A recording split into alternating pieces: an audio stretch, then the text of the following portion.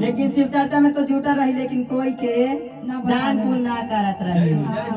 तो महादेव अइलन हा चर्चे में आशीष से कहता अकावना भाव में कि शिव गुरु आई गेलन मुहावा निहारे लगला।